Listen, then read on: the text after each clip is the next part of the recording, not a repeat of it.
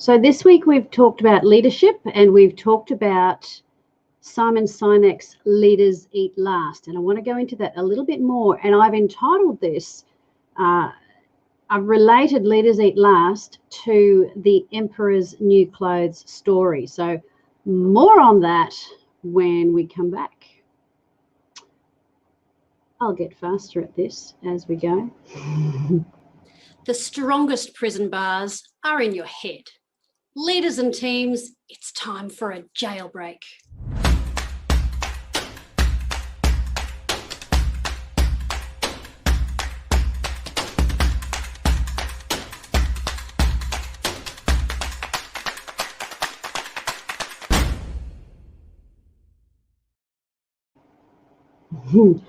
So what is it about the Emperor's New Clothes and Simon Sinek's book that has got me intrigued, that's got me chewing this over? And it's this: if you're not familiar with the story of the Emperor's New Clothes, and it's not the Emperor's New Groove, I know that's a spin on that, but there's a story of how an emperor who was so vain, he ordered these beautiful new clothes, and the tailors didn't really know what they were doing, but they deceived him, and they pretended that what they'd given him were the finest clothes in the land, made from the finest material, and only the most discerning people could actually see them. And so, not wanting to appear to be ignorant, the emperor says, "Oh, yes, I get it, yeah, I get it." And so he parades naked in front of the villagers, and the people watching are like, "Oh, yes, oh, very beautiful, very beautiful." They're all the submissive support staff. They are there just saying, yes, I agree. And everybody's pretending that they get it, and they don't. And it took a little boy to say, oh, look at the king, look at the emperor. He's naked. He's naked as the day he was born. And there's a wonderful song by Danny Kaye who sings that one, because it was Hans Christian Andersen's story, I think. I'm just remembering off the top of my head. If you know, then look it up and let me know. That would be really good. So what's that got to do with Leaders Eat Last? When I was going through the details of the book and thinking about, and what I do with leadership, that these messages are so good and they're so real, and people say, yes, we agree, we believe in that, but nothing changes because they don't really get it. And yet it's such a masterpiece. I love Simon Sinek, and I love his books, all of them. This is the follow-up to, well, his previous book was about your why. Anyway, I'm thinking too quickly here. I'm trying to keep up with my brain. So I've got my notes up here. So Leaders Eat Last is that, what I saw is that it's one of those ones where those who want to see the value in it will see it. When you're looking for the value and you take it seriously, you'll see it. And those who don't see it will say they do, but nothing will change. So there are people who lead by the numbers, and Simon Sinek does this he does a number of things in the book, of course, but he does this comparison between companies that are numbers driven and like GE, for example. He compares GE with Costco and how they do business, and companies that are about the shareholders.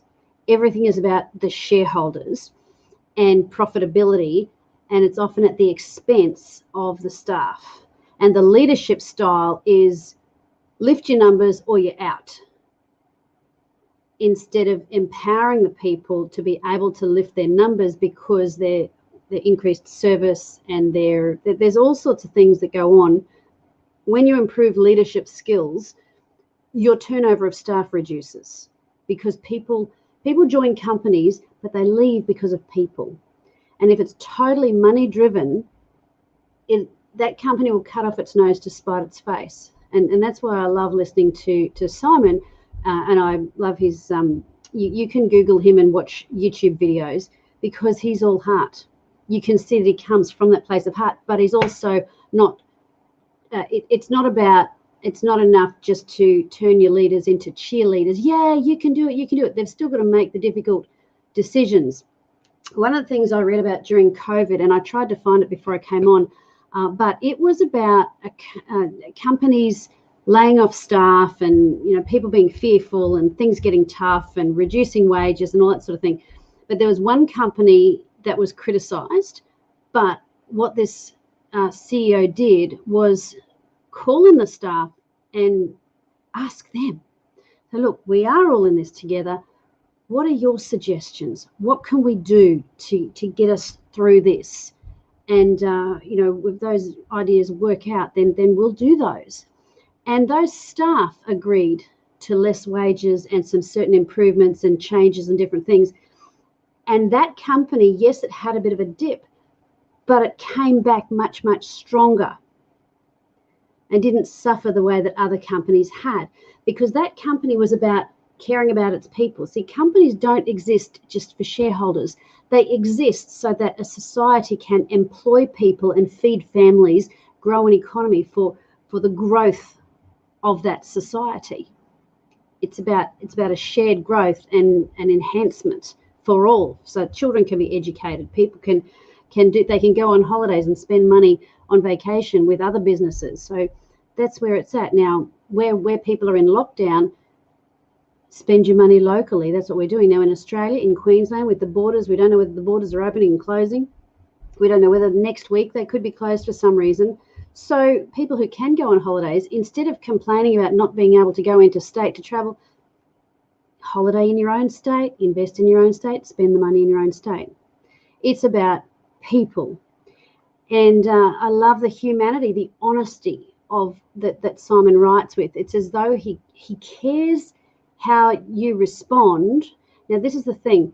As a professional speaker, as someone who goes into companies and has to sometimes challenge tactfully how people do things and help them see better ways, more effective ways to do things, it can make people defensive, because you're basically, you know, that they want you to come in and help them change, but people don't want to change. If it's them, they like other people to change, and we're all the same. You know, I like change that I'm making. I'm not as much of a fan of change that's imposed on me.